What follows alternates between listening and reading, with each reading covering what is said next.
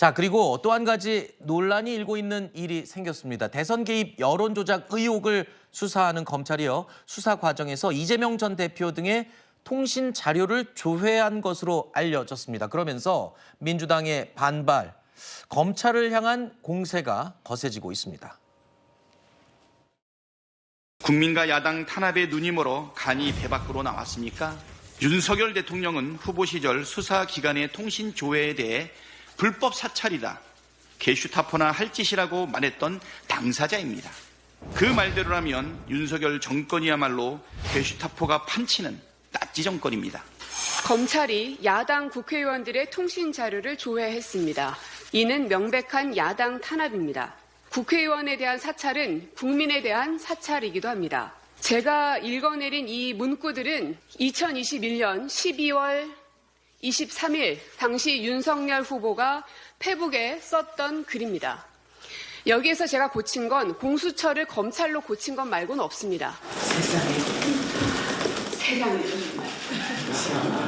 자, 그럼 지금부터 저희는 검찰의 무리한 정치 수사를 자행하고 있는 특수부를 비롯해서 검찰 조직에 대한 존폐를 검토해도 되겠습니까?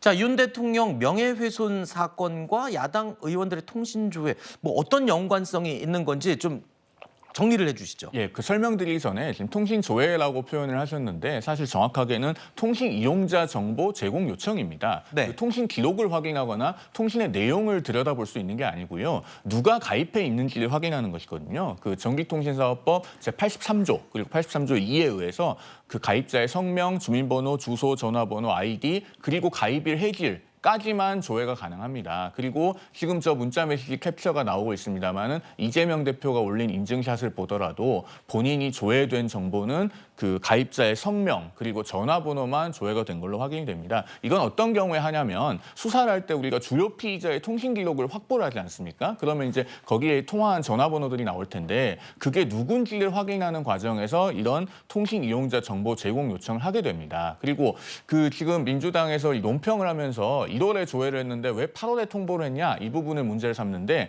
이거는 민주당에서 법을 좀 정확하게 보시면 좋겠어요. 작년 12월에 정기국회에서 여야 합의로 전기통신사업법이 개정이 됩니다. 그러면서 이 통보 기한을 3개월에 걸쳐서 2번까지 수사의 필요에 따라서 유예할 수 있게 해놓고 그 유예 기간이 끝나면은 30일 이내 통보를 하게 되어 있습니다. 네. 즉 7개월 이내에 원래 통보를 하면 되는 것이고 그것을 당시에 여야 합의로 통과를 시켜서 221명의 국회의원 중에 219명이 찬성을 했다. 즉 민주당 의원들 거의 다 찬성하셨다는 사실 말씀드립니다. 자, 이 통신 조회에 대해서 민주당은 조금 전에 들으신 것처럼 불법 사찰이다. 그리고 야당 탄압이다. 이러면서 강력하게 반발하고 있습니다. 자, 그런데 김웅 전 국민의힘 의원이요. 지난 2021년 이재명 당시 대선 후보의 발언 하나를 소개했습니다. 들어보시죠. 통신 자료 조회는 아마 수사에 있어서 매우 중요한 기초 자료라서 공수처도 한 것으로 보이는데 글쎄 그거를 법령에 의한 행위를 사찰이라고 할 수는 없을 것 같고요. 윤석열 검찰도 뭐 수십만 건을 했지만 그걸 누구도 사찰이라고 하지는 않죠. 다만 이제 지나친 것에 대해서는 우리가 경계하긴 해야 될 겁니다. 자, 방금 들으신 저 발언은 과거에 이재명 대표가 했었던 말입니다. 자, 김웅 전 의원이요. 과거의 공수처 통신조회 논란을 끄집어내면서 민주당은요. 내로남불 종목의 국가대표다라고까지 표현을 했군요. 그러면서 지난 2021년 대선 후보 시절에 이재명 당시 후보가 했던 말을 다시 소환한 겁니다. 검찰 통신조회에 대한 이 전 대표의 반응이 지금의 반응과 당시의 반응이 너무 정반대가 아니냐라면서 꼬집은 건데요. 그런데 그때 윤석열 후보가 공수처의 존폐까지 이야기했을 때 국민의힘 한 7분인가요? 그 통신조회를 들여다봤다는 거였습니다. 지금 뭐 정확한 수치가 나오고 있지는 않지만 3,000명 보도까지 나오고 있어요.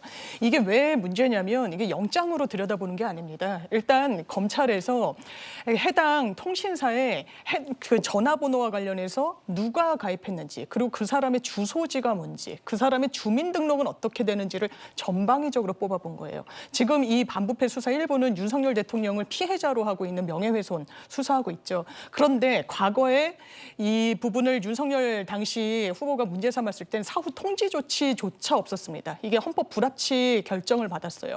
그래서 국회에서 이거는 한 달 내에 당사자들한테 최소한 통지를 해줘야 된다. 근데 한 달 내에 이번에 통지하지 않았죠. 몇천 명을 들여다봤으면서. 이 아까 7개월 얘기하신 거는 예외적으로 증거인멸이나 여러 수사에 제동에 걸릴 경우에 유예해가지고 7개월 후에 통지할 수 있게 해준 겁니다. 지금 이 예외 사유가 일괄적으로 적용됩니까? 이런 걸 사찰이라고 하는 겁니다.